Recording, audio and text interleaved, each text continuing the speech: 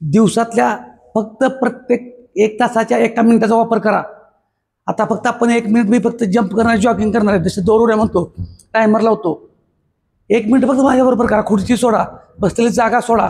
ज्यांना जंप करायत नाही, उड्या येत नाही, त्यांनी फक्त असं चाला, पण हालचाली करा.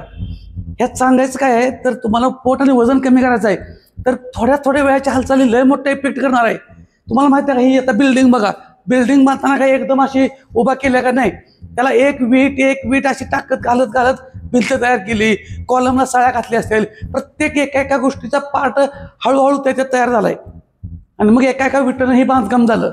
तसं आपल्या शरीराला एका मिनिटानं इतका इफेक्ट होईल की तुमची फॅट कधी कशी कमी व्हायला लागली हे तुम्हाला कळणार नाही. पाय दुखायला लागला तर हळूहळू उड्याच मारले पाहिजे असं काही नाही, कारण एकदम उठला, खुर्चीतून उठल्यानंतर जंप मारलं तर पिंढरीमध्ये गोळा येईल. असंच आला. पण 1च मिनिट करा. जागा सोडा, फक्त जागा सोडा. 1 मिनिट. मी काय तुम्हाला म्हणतो का 1 तास करा कंटिन्यू? 1 मिनिट. फक्त एका ठिकाणी स्थिर बसू नका. जिथं असाल तिथं खुर्ची सोडा, बसलेली जागा सोडा. 1च मिनिट.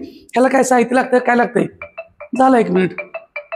आणि अशाच हळूहळू थोड्या हालचाली करा आणि व्यायामाला कारणं सांगायची नाहीत. व्यायामाला सुरुवात करा. धन्यवाद.